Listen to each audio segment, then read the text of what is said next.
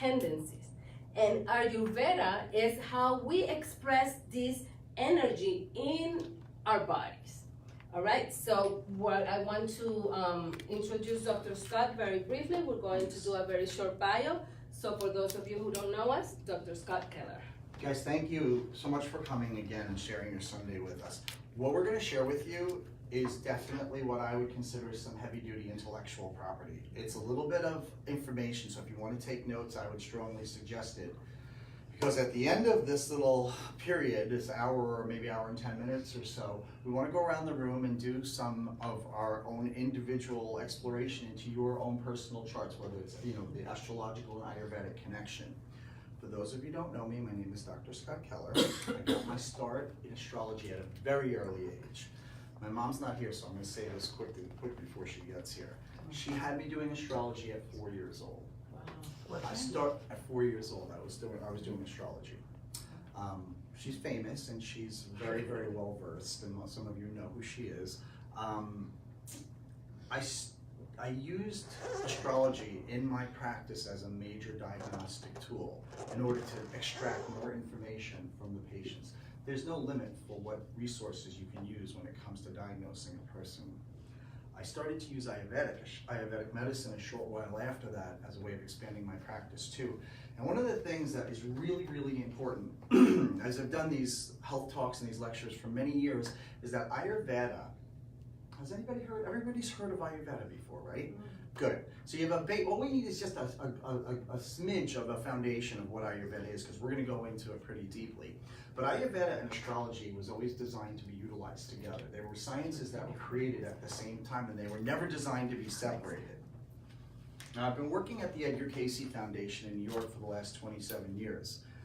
Everybody knows who Edgar Cayce was? Anybody don't know?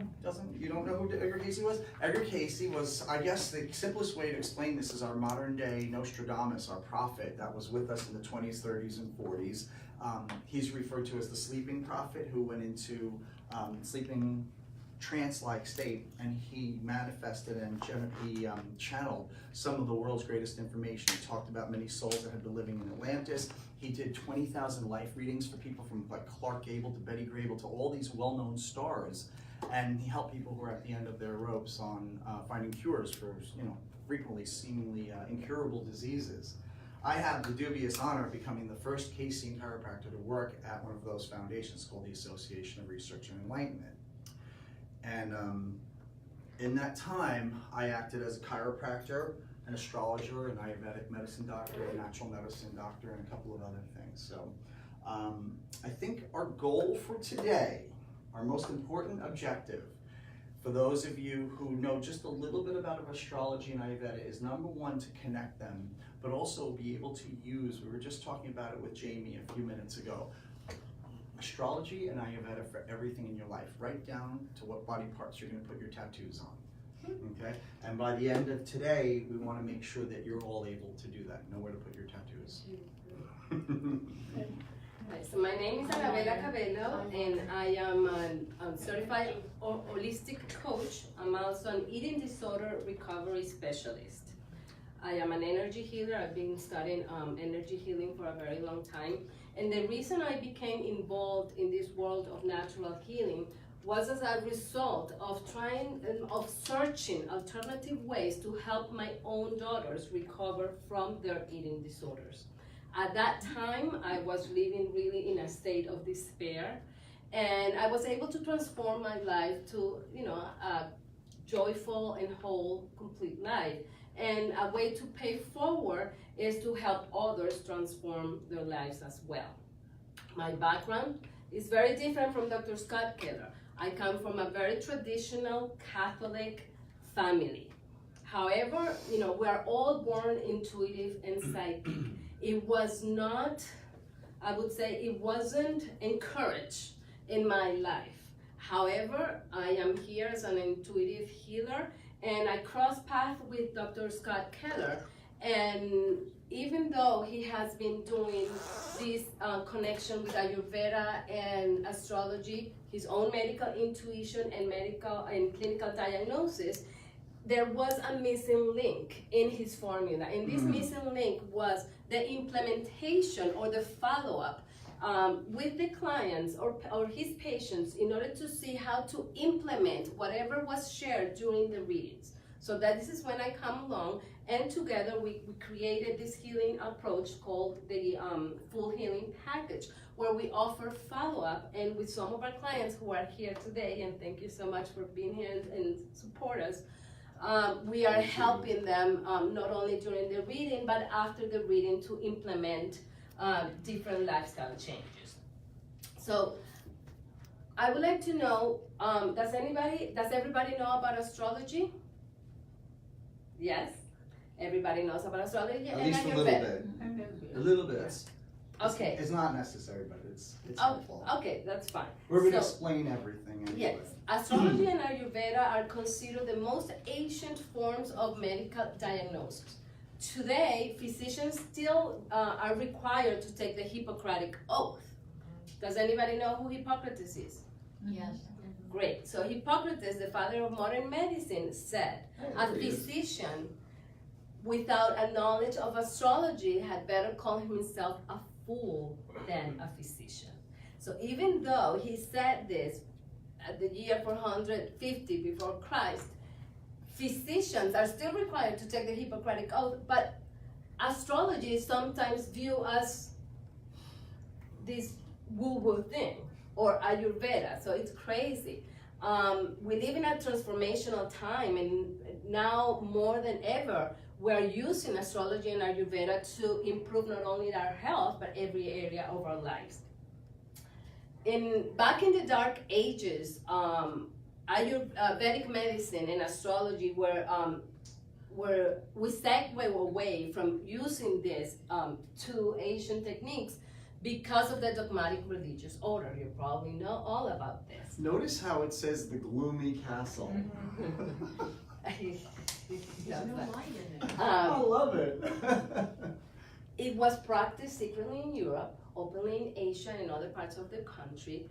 And I want to share with you an experience I had not too long ago. I had a past life regression.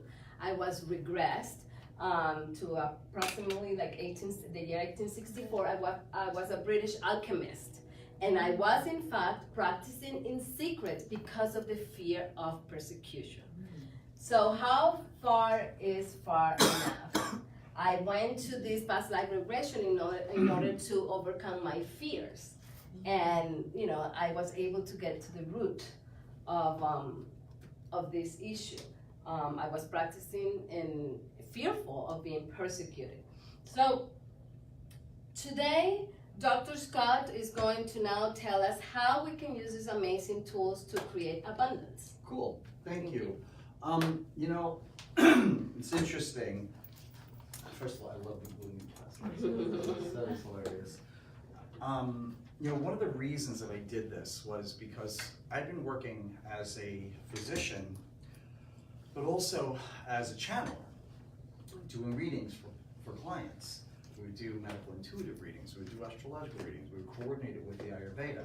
But what would happen was, with the conveyor belt of clients that I had coming in and out, and I saw over 9,000 patients in 27 years, while most of my other chiropractor brothers and sisters and natural medicine doctors had maybe seen 2, 3, or 4. So I had the good fortune of being connected to the Casey Foundation, which people were coming from all over the world to see me. I was blessed.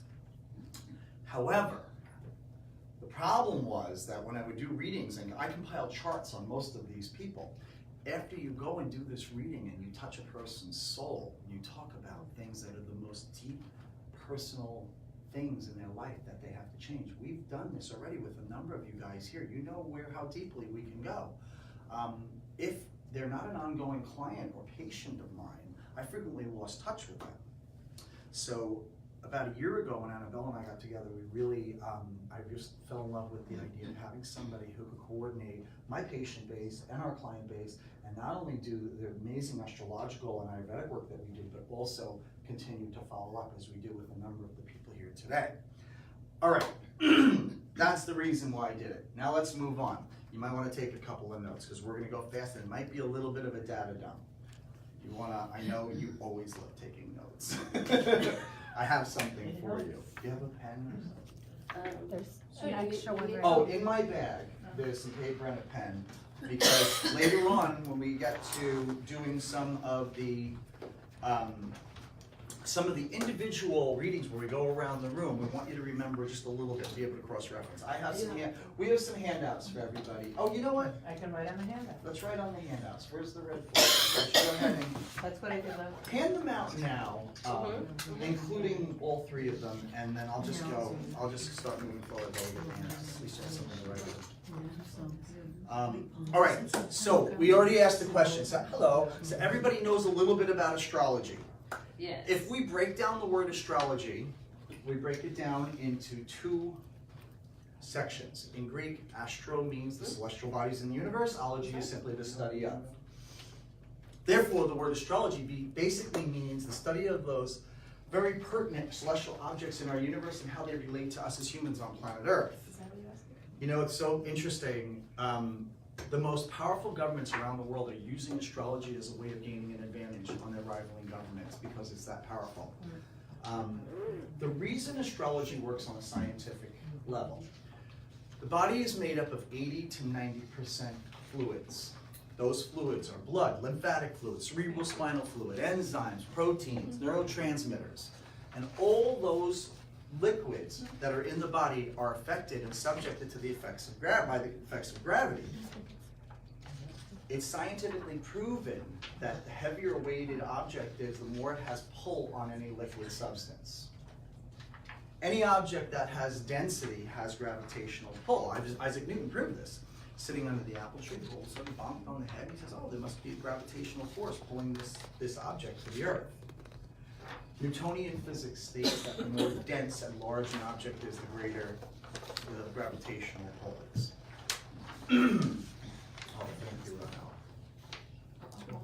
We're going to get to a lot of this stuff later. For now, if you just need something to write on or stare at other than me, have something to look at. So back to the objects in the universe. One of the smallest objects in our solar system is the moon. The moon, if you compare the size of the moon to one of the larger objects, anybody know what one of the larger planets would be in the universe? Mars? Middle. Bigger. Biggest.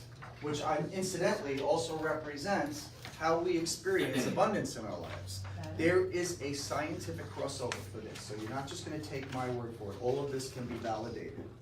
But the moon, ironically, is so small that it's like, if you compared it to the size of Jupiter, it would be like comparing a grain of sand to a basketball. Now, that's amazing when you consider that that tiny little object can change the water levels on this planet 6 to 12 feet twice a day, every day for our entire existence. Now take Mercury, for example. Oh, good. Here we have Mercury. Mercury is this cool little planet very close to the Earth and close to the Sun. It's this little guy right here. The surface temperature on Mercury is about 500 degrees Fahrenheit. Don't step on Mercury, you'll burn your sandals right off. In fact, it's comprised of high amounts of ionized iron. It's one of the reasons why Mercury has that signature gray color. Now, when you look at Mercury and you look at the Earth, and you say, okay, by the way, Mercury has everything to do with how our brains function. And again, we go back to this concept of what happened at the moment we took our first breath and entered this incarnation. You're coming out of the birth canal. Can we all be there for a minute and visualize coming out of the birth canal? Doctor pulls you out, snips the umbilical cord, and smacks you on the rear end. And you suddenly gulp in air. And you enter this present consciousness. The consciousness that existed before was you in a sack of amniotic fluid, in an alpha state, alpha waves. Somewhere really close to that other period where we were involved with other lifetimes and cosmic forces. But all of a sudden, we breathe in air and we're now expected to experience this new consciousness. We are a beautiful, smooth ball of clay with no neurological information. But think about what all those heavily weighted structures do to all those neurological tissues at that moment. We gulp in air and we say, I've got to enter this new consciousness.